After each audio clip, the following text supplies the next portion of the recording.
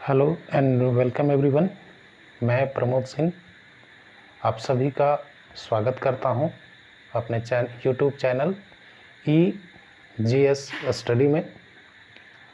इसके पूर्व के वीडियो में मैंने आपको झारखंड के 4 प्रमंडल के ज़िले के बारे में बताया। आज 5वां प्रमंडल और ज़िले के अनुसार से सबसे बड़ा प्रमंडल उत्तरी छोटा नागपुर के ज़िले के बारे में मैं आप लोगों के साथ शेयर करूंगा। सबसे पहले आइए देखते हैं उत्तरी छोटा नागपुर प्रमंडल में है ये नक्शे में किधर है।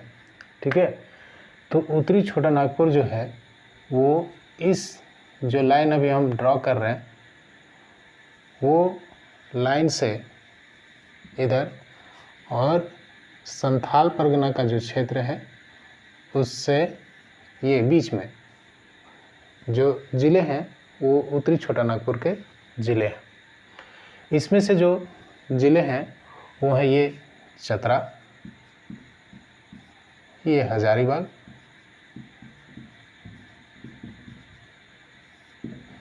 ये कोडरमा,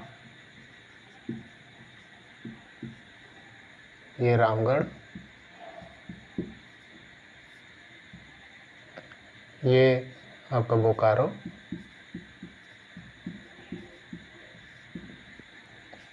ये धनबाद और यहाँ गिरिडीह। ये जो ज़िले हैं वो उत्तरी छोटा नागपुर के ज़िले हैं।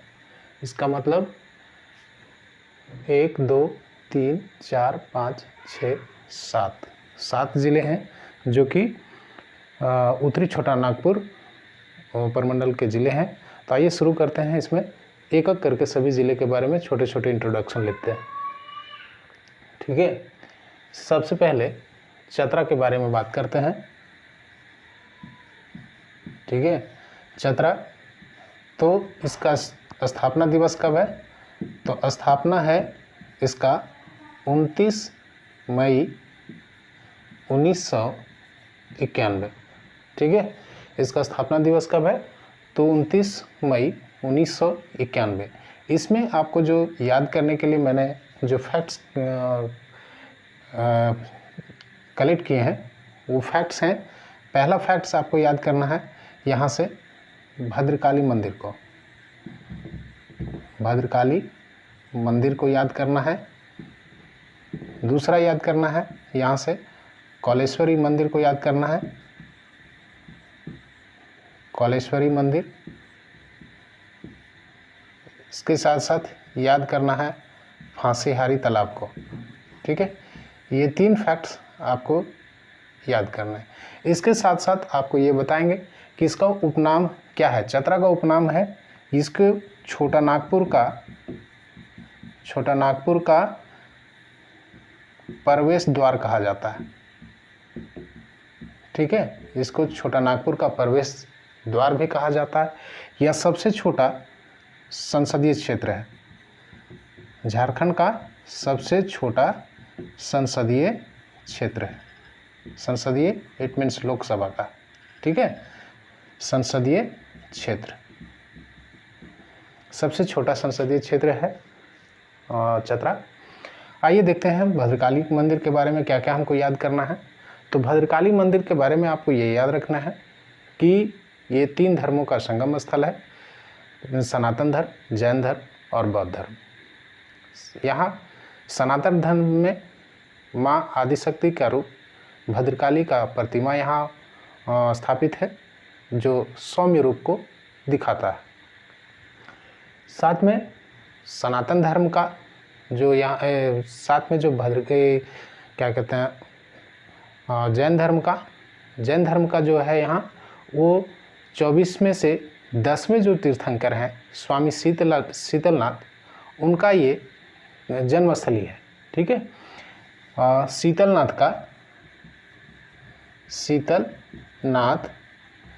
10वें, ठीक है, ये याद रखेंगे, 10वें तीर्थंकर जैन धर्म के हुए, उनका ये जन्म स्थल है भद्रकाली यानी कि इटखोरी। भद्रकाली जो मंदिर है वो इटखोरी प्रखंड में, चतरा डिस्ट्रिक्ट के इटखोरी प्रखंड में स्थित है। तो जो खोरी जो क्षेत्र है वो आपका इन शीतलनाथ का ये जन्मस्थली क्षेत्र है। दूसरा याद करना है गौतम बुद्ध के बारे में, जो बौद्ध धर्म है। बौद्ध धर्म के गौतम बुद्ध के बारे में कहा जाता है कि उन्होंने यहाँ तपस्या किया था और शायद उन्हीं के नाम से इटखोरी नाम पड़ा है। इसके पीछे कहानी ये बताई जाती है कि जब गौतम बुद्ध तपस्या करने बैठे थे तो उसी दौरान उनकी माता यहाँ आई थी उनको अपने राजमहल वापस लिवाने, लेकिन वो तपस्या में मग्न होने के कारण अपने माता के आवाज़ को नहीं सुन पाए। तो उनकी माता का आवाज़ आया था ईत खोई। ठीक है, ईत खोई, इसका मतलब होता है ईत मतलब यहाँ, खोई मतलब मैंने खोया, यानी कि यहाँ मैंने अपने पुत्र को खोया। तो ईत खोई का ही जो है अपभ्रंश जो है वो इटखोरी पड़ा, ये ऐसी मान्यता है। ठीक है, भद्रकाली मंदिर के बारे में एक और याद रखेंगे कि भद्रकाली मंदिर में जो प्रतिमा स्थापित है माँ भद्रकाली का, उसके चरण के नीचे एक पट्टी लगी हुई है और उस पट्टी में ब्राह्मी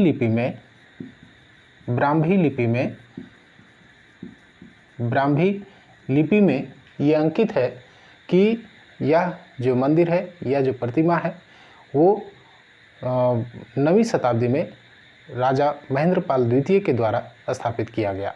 यहाँ यह बता दें कि राजा महेंद्रपाल बंगाल के उस समय शासक थे, तत्कालीन शासक थे, और उन्होंने ही यहाँ स्थापना किया। और इस मंदिर के स्थापना से यह बात कुछ स्पष्ट हो सकती है कि यहाँ तक बंगाल का शासन था। दूसरा है कौलेश्वरी मंदिर। कौलेश्वरी मंदिर को भी तीनों धर्मों का संगम स्थल माना जाता है। इसमें जैन धर्म, बौद्ध धर्म और सनातन धर्म का संगम स्थल है। यहाँ ध्यान में रखेंगे कि मध्यकालीन भारत का या मध्यकालीन भारत समय के अनुसार से यहाँ एक प्रवेश द्वार निर्मित है, जिसे माना जाता है कि ये मध्यकाल के दौरान बनाया गया था। उसके बाद आप फांसीहारी तालाब को याद रखेंगे।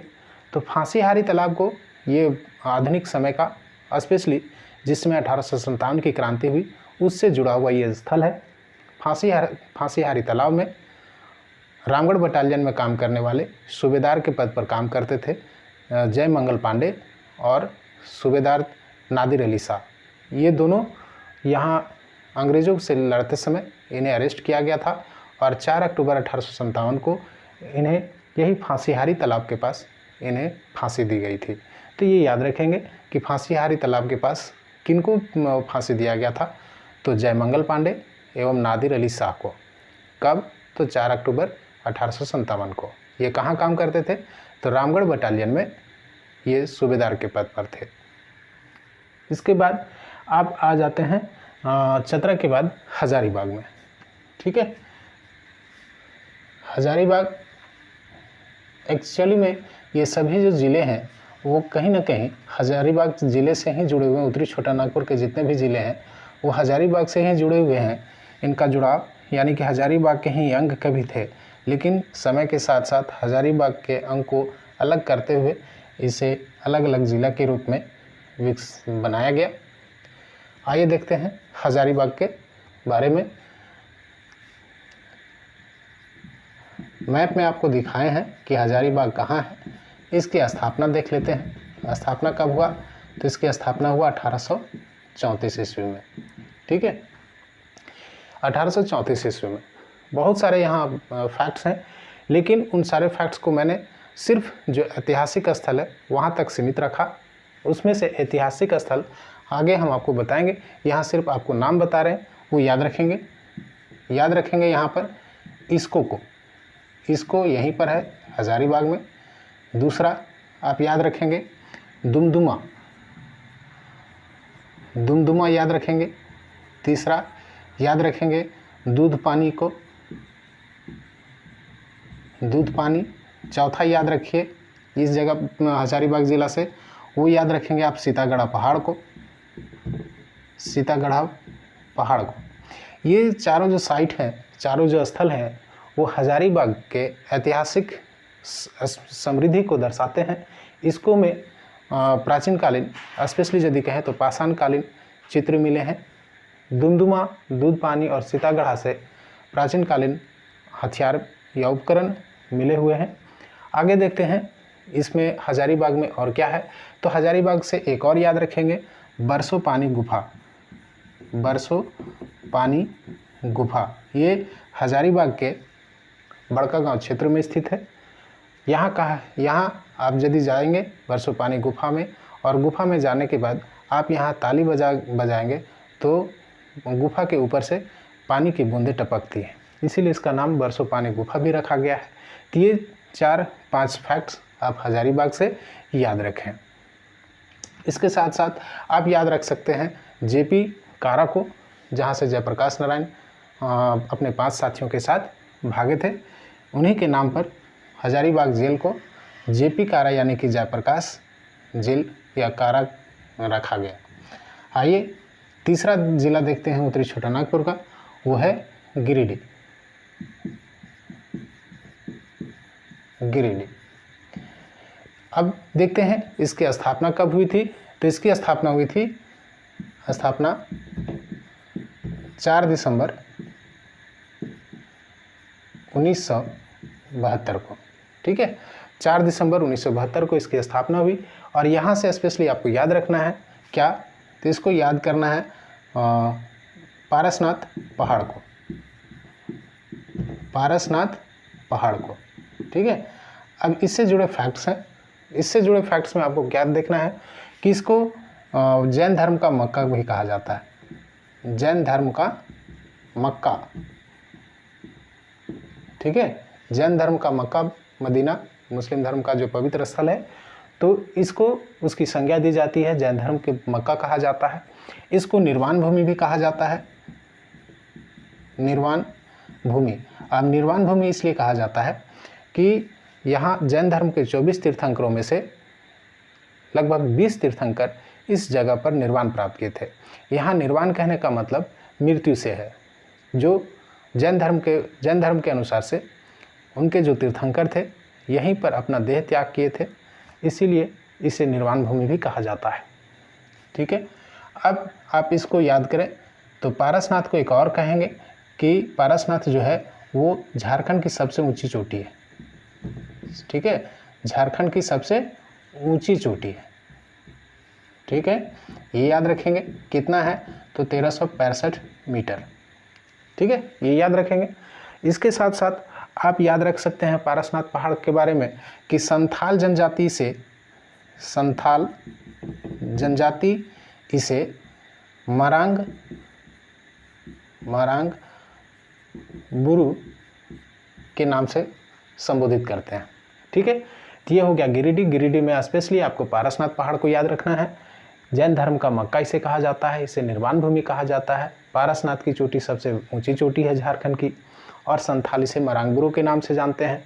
इसके साथ साथ यहाँ एक वाटरफॉल है जो एग्ज़ाम में पूछा है, वो है उसरी। उसरी को याद करेंगे कि उसरी वाटरफॉल कहाँ है, तो गिरिडीह में है। ठीक है, क्योंकि कन्फ्यूज़न क्रिएट करता है ये।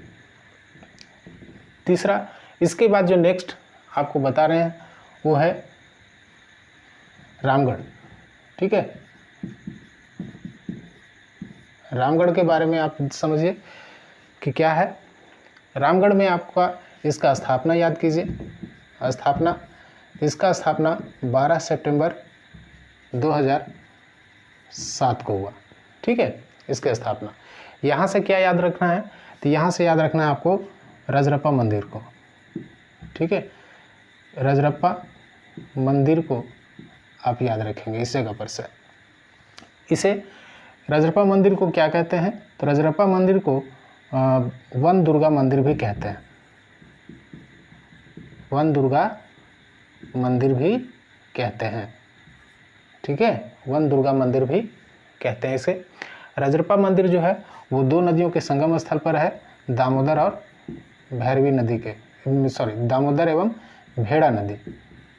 ठीक है, दामोदर एवं भेड़ा नदी के संगम पर स्थित है रजरप्पा मंदिर को।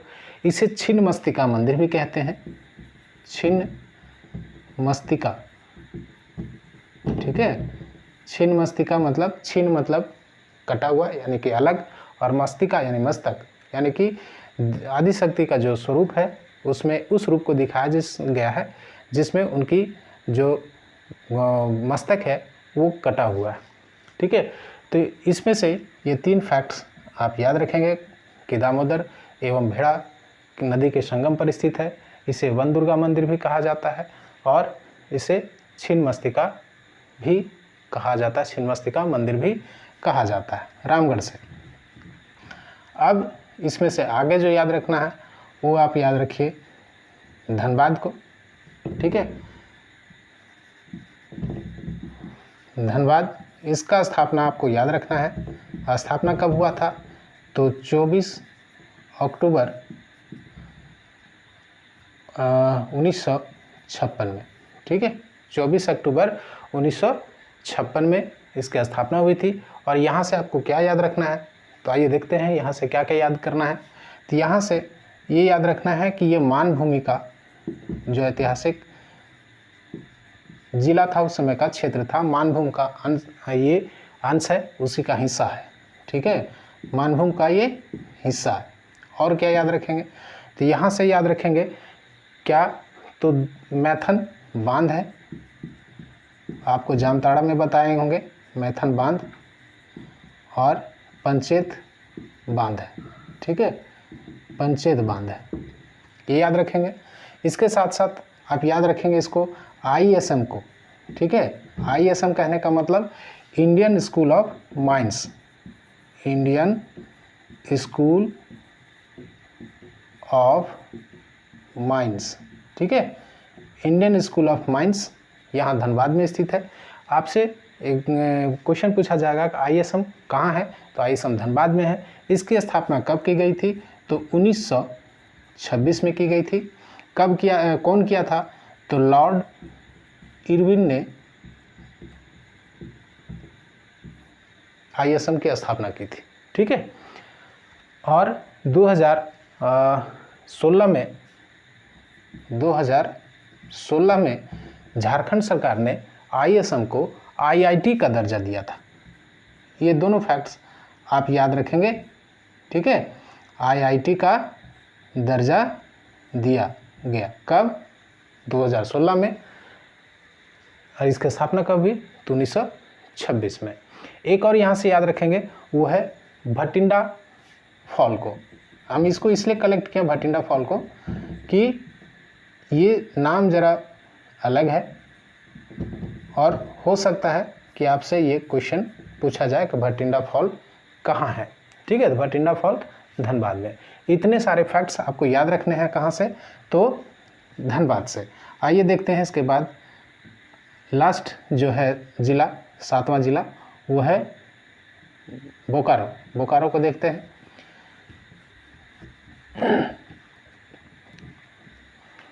बोकारो ज़िला। ठीक है, बोकारो ज़िला को स्थापना कब हुआ था? बोकारो ज़िला का स्थापना 10 अप्रैल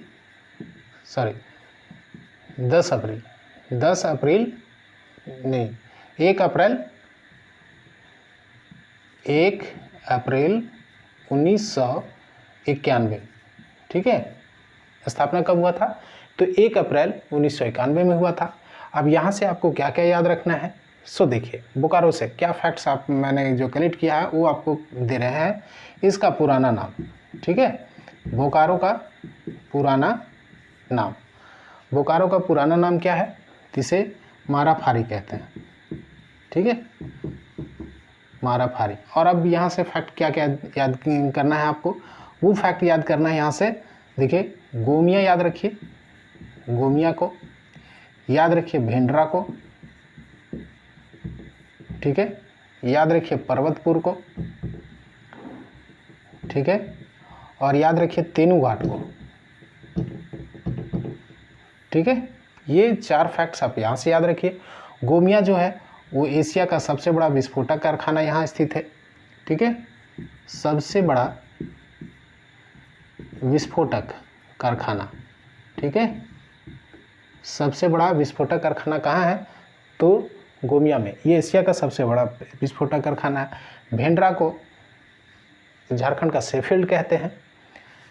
और पर्वतपुर में एशिया का पहला मीथेन गैस का कुआं है, ठीक है, मीथेन गैस का कुआं, ठीक है। एशिया का पहला मीथेन गैस का कुआं पर्वतपुर में है। और तेनूघाट को पहला अर्थेन बांध, झारखंड का सबसे बड़ा अर्थेन बांध जो है वो तेनूघाट है, ठीक है। इतने सारे फैक्ट्स आप याद कीजिएगा। एक चीज़ और है, बोकारो में याद कीजिएगा आप चास को, ठीक है। इसलिए याद करना है कि बोकारो का जो मुख्यालय है वो चास में है, ठीक है। बाकी बात नॉर्मली आप देखेंगे तो ज़िले हैं वो उसका जो मेन जो मुख्यालय है ज़िला का वो उसी के नाम पर है। जैसे हजारीबाग का जो मुख्यालय है वो हजारीबाग है, रांची का मुख्यालय रांची है, लेकिन बोकारो का जो मुख्यालय है वो चास में है, ठीक है।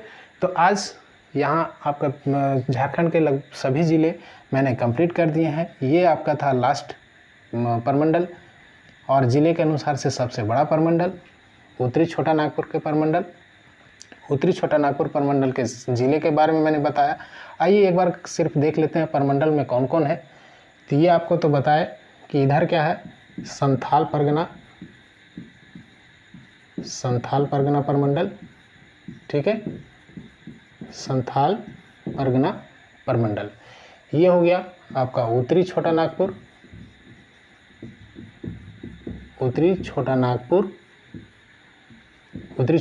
परमंडल। और यहाँ से इधर ये 1 2 3 ये हो गया आपका पलामू परमंडल, ठीक है, पलामू परमंडल। और ऐसे लाइन दे दें इसमें, तो ये वाला जो हुआ ये दक्षिणी छोटा नागपुर हुआ, दक्षिणी छोटा नागपुर परमंडल हुआ। और ये हुआ आपका कोल्हान परमंडल के अंतर्गत 3 और पलामू परमंडल के अंतर्गत 3 ज़िले, ठीक है। कोल्हान में 3 ज़िले, पलामू परमंडल में 3 ज़िले, दक्षिण छोटा नागपुर में 5 ज़िले, और इधर से 6 ज़िले, और इसमें 7 ज़िला, ठीक है। संथाल परगना में कितना हुआ, 6 ज़िला, इधर 7 ज़िला, इधर इसमें 3, इसमें भी 3, और इसमें 5, ठीक है। 1 2 3 4 5, 3 5 8 3 11 और 6 17 और इधर 7 24, ठीक है। चलिए ये आज का वीडियो था। अब मिलते हैं फिर अगले वीडियो में। और आपको यहाँ हम आपको ये सूचना दे रहे हैं कि अगले जो वीडियो होगा वो झारखंड का प्रॉपर स्टार्ट हो जाएगा। जो पहला टॉपिक होगा वह झारखंड का प्राचीन इतिहास होगा, उसके बारे में डिस्कस करेंगे। और साथ में एक और सब्जेक्ट हम लेकर के चलने जा रहे हैं, वो है इंडियन पॉलिटी, जिसका पहला टॉपिक संविधान का ऐतिहासिक पृष्ठभूमि भी आपको वीडियो के रूप में मिलेगा। तो आप लोग अपना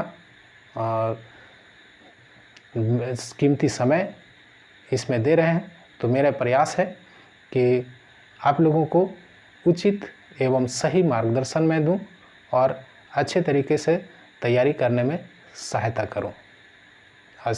आज के लिए बस इतना ही। आप सभी का धन्यवाद। Thank you.